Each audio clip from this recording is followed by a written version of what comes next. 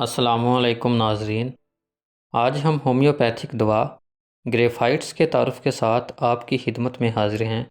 ناظرین، گریفائٹس دوا black lead سے تیار کی جاتی ہے۔ گریفائٹ ایک دھات ہے جسے مائننگ کے ذریعے نکالا جاتا ہے اور پھر فیکٹری کے ذریعے اس میں رد و بدل کر کے اس سے لیڈ پینسل تیار کی جاتی ہیں۔ اسی طرح لیڈ سے تیار کی جانے والی ہومیوپیتھک دوا کو گریفائٹس کہتے ہیں۔ یہ دوا سلفر اور سرائنم کی طرح زبردست اینٹی سورک دوا ہے اور جلدی بیماریوں میں بہت مفید ہے۔ یہ بہت گہرا اثر رکھنے والی سرد مزاج کی دوا ہے۔ چونکہ گریفائٹس بذات خود کاربن ہے، اس لیے کاربو ویج اور کاربو اینیمیلس دوا سے تعلق رکھتی ہے۔ اس دوا کی مزید تفصیل جاننے سے پہلے اگر ابھی تک آپ نے ہمارا چینل سبسکرائب نہیں کیا تو لازمی کر لیں تاکہ آپ کو اس طرح کی مزید معلوماتی ویڈیوز ملتی رہیں۔ گریفائٹس کی تفصیلی علامات بتانے سے پہلے اس کی کچھ اہم اور بنیادی علامتیں بتا دینا زیادہ مناسب ہوگا تاکہ اسے سمجھنے میں آسانی پیدا ہو سکے۔ ناظرین، یہ قدرتی موٹے افراد کے لیے کافی مفید ثابت ہوتی ہے، یعنی جو تندرست نہ ہوں اور موٹے ہوتے جائیں۔ اسے کینسر میں استعمال کیا جا سکتا ہے۔ ٹانگوں، خصوصاً ران کے مسلز کے تناؤ اور کھچاوٹ اور فالج میں مفید ہے۔ سخت اور خشک قبض میں مفید ہے۔ گریفائٹس سے تعلق رکھنے والی قبض میں فضلہ شروع سے لے کر آخر تک خشک اور سخت ہوتا ہے۔ ایگزیما، ہرپیز اور دیگر جلدی بیماریوں میں مفید ہے۔ مرگی میں مزاج کے مطابق استعمال ہو سکتی ہے۔ ناخنوں کی خرابی میں اسے استعمال کیا جاتا ہے۔ گوشت اور میٹھی اشیاء سے پیدا ہونے والی الرجی میں مفید ہے۔ حیض کے خون کی کمی اور اس سے منسلک موٹاپے میں مفید ہے۔ جلدی بیماریوں میں شہد کی طرح رطوبت کا بہنا گریفائٹس کا بہترین نشان ہے۔ ناظرین، اب اس دوا کی مزید وضاحت پیش خدمت ہے۔ گریفائٹس کینسر میں بہت ہی مفید دوا ہے۔ کینسر کا رجحان ہر کاربن میں پایا جاتا ہے۔ بعض زخم ٹھیک ہونے کے بعد دوبارہ تازہ ہوتے رہتے ہیں اور بالآخر کینسر میں تبدیل ہو جاتے ہیں۔ اگر ان کا علاج کیا جائے تو کچھ عرصہ آرام کے بعد کینسر دوبارہ پھوٹ پڑتا ہے۔ اس صورت میں گریفائٹس کو نہیں بھولنا چاہیے۔ 200 یا 1000 کی طاقت میں اسے استعمال کرنا چاہیے اور جب تک اثر ظاہر نہ ہو اسے دہراتے رہیں۔ زخموں کے پرانے نشان نئے سرے سے پک کر کینسر بن جائیں تو ایسی صورت میں اسے استعمال کرنا چاہیے۔ گریفائٹس عضلاتی نظام پر بھی اثر انداز ہوتی ہے اور ٹانگوں کے پچھلے حصے، خصوصاً رانوں کے پیچھے اس کا اثر نمایاں ہوتا ہے۔ جو مریض کھڑے ہونے یا بیٹھنے سے تکلیف محسوس کرتے ہیں وہ دو قسم کے ہوتے ہیں۔ ایک وہ جن کو کمر کی تکلیف کی وجہ سے حرکت دشوار ہو جاتی ہے اور فالجی علامتیں ان کی حرکت میں رکاوٹ بنتی ہیں۔ گریفائٹس کا ایسے مریضوں سے تعلق نہیں۔ دوسرے وہ مریض جن کے عضلات میں کھچاؤ اور تناؤ پیدا ہو، جیسے کہ وہ چھوٹے ہو گئے ہوں اور انہیں پوری طرح کھولنے اور دوبارہ سکیڑنے میں دقت محسوس ہو۔ ران کے پیچھے بھی تناؤ ہو تو یہ گریفائٹس کا دائرہ کار ہے۔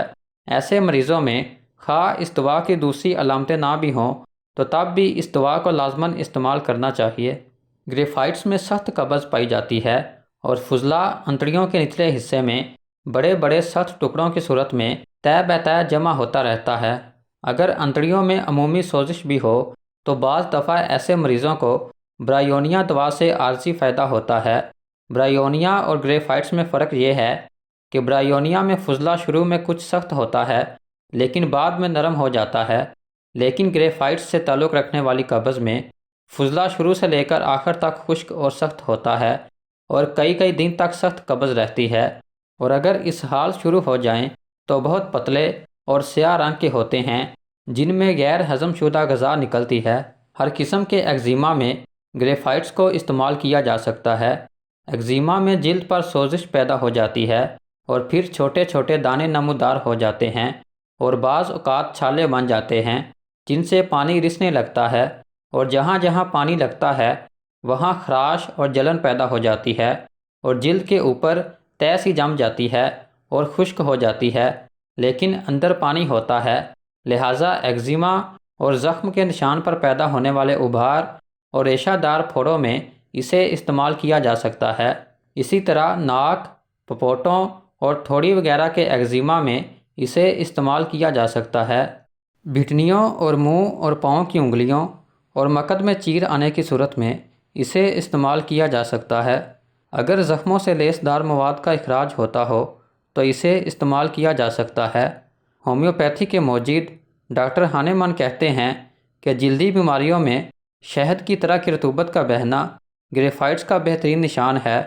خارش، کھجلی یا اسی قسم کے دانوں کے دب جانے میں گریفائٹس مفید ہے۔ ناظرین، ہرپیز وہ بیماری ہے جس میں جلد پر چھالے سے بن جاتے ہیں، جلد کچی کچی ہو جاتی ہے اور شدید جلن، بے چینی اور درد ہوتا ہے۔ اس کی 2 قسمیں ہیں، ایک ہرپیز زوسٹر یعنی شنگل جو اعصابی کمزوری سے پیدا ہوتی ہے، جس کی وجہ سے جلد پر وائرس سے متعفن چھالے بن جاتے ہیں، جن کے پھٹنے سے پھر اور چھالے بن جاتے ہیں۔ دوسری قسم کو جینیٹل ہرپیز کہتے ہیں، یعنی جنسی بے راہ روی سے اعضائے تناسل پر بننے والی ہرپیز۔ یہ بہت تکلیف دہ بیماری ہے جو اگر ایک دفعہ ہو جائے تو ساری عمر پیچھا نہیں چھوڑتی۔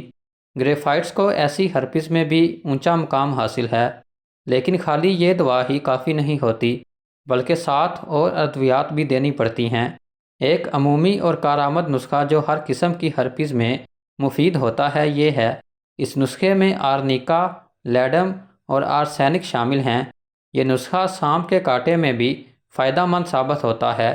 جب سانپ کے ڈسنے کے بعد زخم میں درد شروع ہو جائے اور گرمی اور جلن کے احساس کے ساتھ اعصاب پر اثر ہونے لگے تو یہی نسخہ بہت مفید ثابت ہوتا ہے، اور اسی طرح ہرپیز میں بھی ان دواؤں سے بہت جلد شفا ہو جاتی ہے۔ لیکن جنسی اعضاء سے تعلق رکھنے والی ہرپیز چونکہ بہت ضدی ہوتی ہے اور لمبے عرصے تک اس کے واپس آنے کا خطرہ رہتا ہے، اس لیے ایسی ہرپیز میں وقتاً فوقتاً 10 دن کا ناغہ ڈال کر یہ علاج کم از کم 6 مہینے تک جاری رکھنا چاہیے۔ گریفائٹس میں فالج کی علامتیں بھی پائی جاتی ہیں، یعنی فالج کے علاج میں بھی اسے استعمال کیا جاتا ہے۔ کاسٹیکم دوا کی طرح اس کا فالج جسم کے بعض اعضاء کو متاثر کرتا ہے، خصوصاً نچلے دھاڑ پہ فالج کا حملہ ہوتا ہے، اور خاص طور پر ٹانگوں کی فالج میں گریفائٹس بعض اور دواؤں کی طرح بہت مفید ہے۔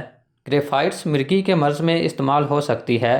مرگی عموماً کسی اندرونی گہری بیماری کے نتیجے میں پیدا ہوتی ہے، اس لیے اس کا علاج بھی کسی مزاجی اور درست دوا سے ہی کرنا چاہیے، لہٰذا گریفائٹس بھی ایسی دواؤں میں شامل ہے۔ گریفائٹس چونکہ کاربن ہے، اس لیے کاربوویج سے بھی اس کی مماثلت ہے۔ ہر کاربن میں تشنج کی علامت پائی جاتی ہے۔ کاربوویج پنڈلی کے نہایت تکلیف دہ تشنج کے لیے بہترین دوا ہے۔ اگر یہ تشنج بڑھ کر مرگی کے دوروں میں تبدیل ہو جائے تو گریفائٹس کو استعمال کیا جا سکتا ہے، لیکن اگر اس کی مزاجی علامات موجود ہوں تو تب ہی یہ کارآمد ثابت ہوگی، کیونکہ مرگی میں دوا اس وقت کام کرتی ہے جب مریض کے مزاج سے مشابہ ہو۔ گریفائٹس میں یہ خوبی ہے کہ جب یہ کام کرے تو بہت گہرے نتائج پیدا کرتی ہے۔ عین ممکن ہے کہ بیماری جڑ سے اکھڑ جائے یا اتنی معمولی باقی رہ جائے کہ شاذ کے طور پر ہی دورہ واپس آئے۔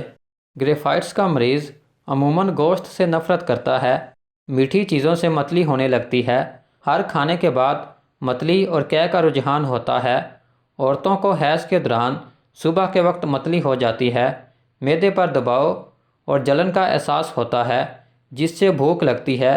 معدے کے درد اور اینٹھن کو اگر کھانے سے آرام آئے تو گریفائٹس کو استعمال کیا جا سکتا ہے۔ اس دوا سے تعلق رکھنے والی عورتوں میں حیض عموماً کم ہوتا ہے اور صرف 2-3 دن خون جاری رہتا ہے۔ خون کی مقدار بھی کم ہوتی ہے، اور اگر اسی وجہ سے عورتوں میں موٹاپے کا رجحان پایا جائے تو یہ حیض کی قلت کو دور کر کے موٹاپے کو ختم کرنے میں مددگار ثابت ہوتی ہے۔ گریفائٹس دوا میں گردن اور کندھوں اور کمر اور بازوؤں میں شدید درد پایا جاتا ہے۔ کمر میں درد کے ساتھ بہت کمزوری پائی جاتی ہے، بایاں ہاتھ سن ہو جاتا ہے اور بازو بھی متاثر ہوتا ہے۔ گریفائٹس کا اثر ناخنوں پر بھی ہوتا ہے۔ انگلیوں کے ناخن موٹے، کالے اور بھدے ہو جاتے ہیں اور ٹوٹ جاتے ہیں، جن میں درد ہوتا ہے اور بجائے سیدھے نکلنے کے مڑ کر گوشت میں گھس جاتے ہیں۔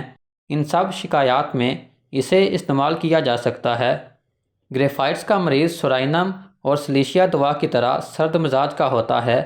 اگر ملتے جلتے مزاج کی دوائیں جو ایک دوسرے سے مطابقت رکھتی ہوں باری باری استعمال کروائیں تو یہ ایک دوسرے کے اثر کو کم نہیں کرتیں بلکہ ایک دوسرے کی مددگار بن جاتی ہیں۔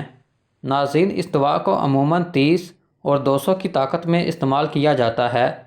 30 کی طاقت میں دن میں 3 مرتبہ 10-10 قطرے پانی میں ڈال کر خالی پیٹ استعمال کریں، اور 200 کی طاقت عموماً دن میں 1 مرتبہ استعمال کی جاتی ہے، اور 1000 کی طاقت میں بھی اسے استعمال کیا جا سکتا ہے۔ 1000 کی طاقت کو ہفتے بعد دہرانا چاہیے۔ جلدی مسائل میں خصوصاً ایگزیما میں گریفائٹس کا مرہم خارجی طور پر استعمال کرنے سے بہت فائدہ ہوتا ہے۔